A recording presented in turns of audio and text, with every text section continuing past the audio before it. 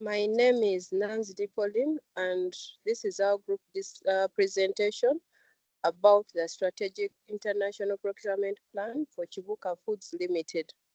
But briefly, let me talk about briefly about Chibuka Foods Limited. This is a company that was enacted in 2010, and it has been around from 2010. It basically deals in exporting dried fruits, organic honey, and processed coffee. It basically it procures from local suppliers for raw coffee, honey, it's roasted, and the fruits. Then it does international procurement, where it procures processing machinery to process the coffee. Then it also procures the packaging materials. Then it also looks at its specialized ingredients. So Chibuka its targeted market is Europe, Middle East, and Northern America. I'll straight away go to the procurement challenges that Chibuka Foods Limited has faced. Heavy reliance on foreign suppliers. When you look at Chibuka Foods Limited, it has basically been faced with the challenge of reliance on foreign suppliers, where it basically sources its specialized ingredients from outside and its packaging material. This has heavily damaged its operations because at the end of the day, it ends up importing these items expensively. And at times, because of lead times, these items are not here on time. Two, trade regulations and compliance issues is also another procurement challenge faced by this company, where import tariffs have always increased. And at the end of that day, there is also misreinterpretations. At the end of that day, Chibuka has gone into extra costs as a result of not understanding which Incoterms they are using. The tariffs are increasing, leading to high operational costs to the company, which affects its profit margins as a company. Lack of structured supply evaluation is another procurement challenge faced by this company, whereby when we look at Chibuka, they do not have an established structured supply evaluation framework where they evaluate the suppliers as they bring them on board, which affects customer satisfaction and increases rejection rates, because some of these suppliers are not suitable to supply these items that Chibuka uses in its operations and production processes. Foreign exchange fluctuations is another challenge first, because when we look at Chibuka's way of operation, most of all its packaging materials are imported, and the processing machinery is also imported. So at the end of the day, there are always fluctuating foreign exchanges, where we look at it that Ugandan shilling is always decreasing by 15% when you compare it to the US dollar, which affects the operational cost of Chibuka by making them too high, and at the end of the day, affecting their profit margins as a company. Absence of total cost of ownership model is also another challenge faced by this company, whereby Chibuka, from what we've seen, it lacks that total cost of ownership model of coming up with what exactly it will spend on its inputs, what they will need, the cost of production, the cost of transportation, which leads to underestimation of these total costs, which leads to financial inefficiencies affecting the operations of this company. Then geopolitical risks and trade restrictions. As we all know, international procurement involves dealing with external countries. Therefore, Chibuka is facing a challenge where in these companies where it's importing its processing materials, processing machineries, packaging materials, there are usually political instabilities. So at the end, this affects its operations, because when there is political instabilities in those countries where they're importing from, this eventually affects the ongoing processes of Chibuka as a company, leading to late production of items and affecting its operation as a whole. Inefficient logistics is another procurement challenge faced by this company due to congestions at Mombasa port, basically where these inputs are coming in, like during the period of COVID, where so many containers were coming in, clearing them was a bit slow at the end of the day. And when Chibuka opts to airlift these items, it increases its operational expenses, affecting their profit margins as a company.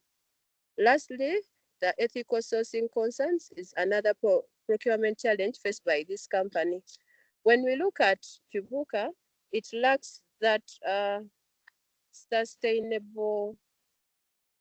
When we look at Chibuka, it does not have a sustainable policy, which makes it hard for them to have a clear yardstick when it is evaluating its suppliers and who to work with, since they do not have a yardstick for measuring these people's environmental and sustainability procurement practices. And in the end, they've always worked with suppliers who have been flagged off in those international companies as poor labor practitioners, which has affected their reputation as a company. Over to you, Comfort. Thank you, Pauline. My name is Comfort Kesande, and I'll take you through the strategic recommendations. The first one is Chibuka Foods needs to implement a multi-criteria evaluation model that assesses cost, delivery, reliability, and compliance with the sustainability standards. Secondly, Chibuka Foods needs to train staff on Incoterm interpretations and custom regulations. Number three, Chibuka Foods needs to introduce currency hedging strategies to mitigate foreign exchange risks and develop a robust TCO model to account for all the cost components. Brenda, to the next slide.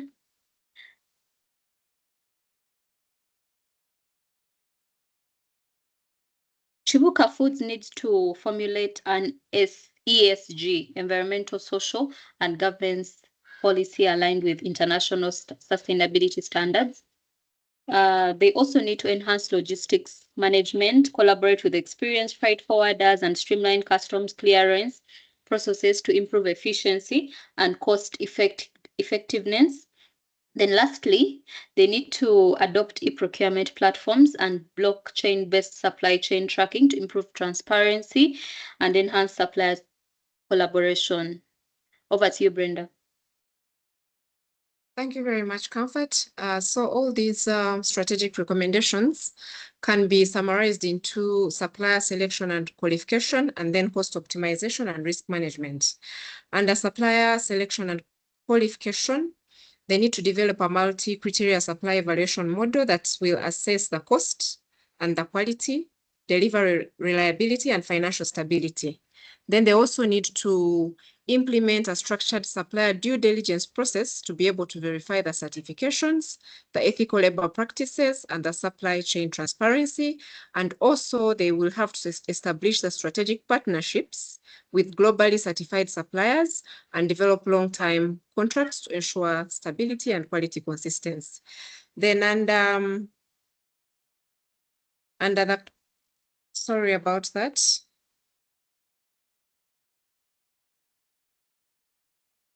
Under the cost optimization and risk management, Chibuka Foods will have to introduce hedging mechanisms to mitigate currency fluctuation risks in foreign exchange transactions. Then they are also advised to develop and implement a TCO, which is the total cost of ownership, to be able to estimate the accurate landed costs, the incorporating freight duties, insurance, and of course the warehousing expenses. Then they also need to diversify supplier base across multiple geographical regions so as to reduce dependency on a single market and enhance the supply chain resilience. Thank you. Over to you, Kefa.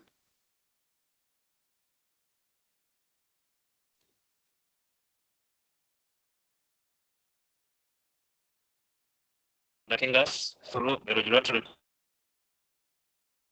facilitation.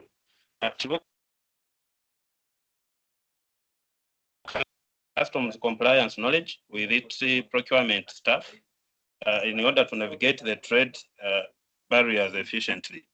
And secondly is Chibuka Limited has to renegotiate the Incoterms in order to achieve the cost sharing benefits and be able to manage the risks. Thirdly is the automation of trade compliance tracking systems. Chibuka Limited, Foods Limited has to develop an automated trade compliance tracking system for us to monitor the changes in international sustainability regulations, trade regulations, and tariffs. And we'll also talk about the sustainable and ethical procurement practices, starting with the ESG procurement policy. Chibuka Foods Limited has to develop environmental, social, governance procurement policy in order to align with the international sustainability standards. So is the fair trade partnerships. Chibuka Foods Company Limited will have to partner with certified fair trade suppliers to enhance brand reputation and also appeal to the environmentally conscious consumers. And lastly is the supplier audit system.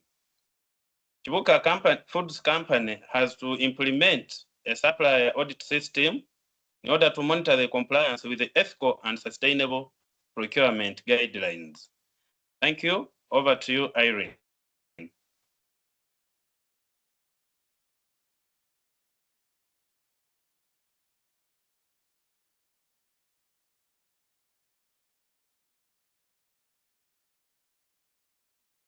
I don't know if you can hear me. Yes, we can, Irene. Please go on. My network is very unstable, but I'm Irene Nalboa, and I'll be taking you through the digital transformation and supply chain optimization. Now, straight away start with the ERP system implementation. That is the Enterprise Resource Planning System, ERP system implementation. Chibuka Foods Limited should implement an ERP system to automate procurement processes and improve data-driven decision-making. ERP systems could include the SAP ERP, that is the system applications and products system. This will make their work more efficient and more reliable. Like they'll be able to reach out to their customers more efficiently and more effectively, more reliably, like very fast. They'll be able to deliver services in an efficient way. Then the blockchain-based tracking. Chibuka Foods Limited should adopt a blockchain-based supply chain in that they should, for example, install trackers while doing their logistics or delivering their products, trackers on the cars, on the vehicles delivering their products. This is the blockchain-based tracking using trackers. This will help them track the logistics, track the delivery systems, like the delivery activities, how products are delivered, where they pass, like are they safe, are the goods able to reach the consumers or the final consumers as they are supposed to reach them. Then I'll go to the AI-driven analytics. Chibuka Foods should utilize AI-driven predictive analytics for demand forecasting. AI-driven analytics is involved with various various activities, various systems which elevate their work. Chibuka Foods Limited, the AI-driven analytics is associated with a number of systems that make their work easier, make their work more efficient, and they are able to improve their services using AI-driven analytics. Then the logistics optimization, of course, they should improve on their logistics, the way the products are delivered, work with their suppliers in an efficient way, so that, for example, getting suppliers with shorter lead time so that goods are delivered at the time when they're needed to avoid those delays. So logistics should be optimized by Chibuka Foods Limited as a way of improving their services. And then in conclusion, Brenda. Oh, sorry, that was a conclusion.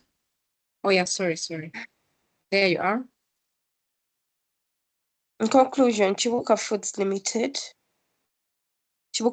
Limited can enhance competitiveness, reduce costs, improve their work, like the efficiency of their work, reliability and all that, by implementing robust supplier evaluation frameworks, risk mitigation strategies, digital procurement tools like the ERP systems, the SAP systems and all that, to be able to provide better services to their customers.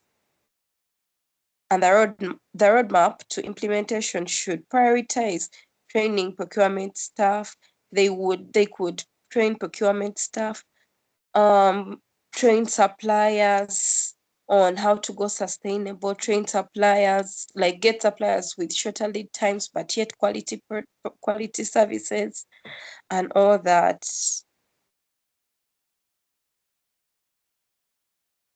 Yeah. Thank you, team.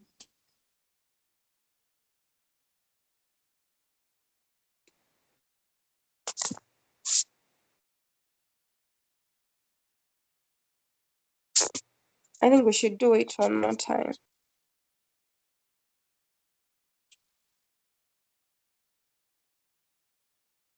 Brenda, have you saved? I haven't yet saved.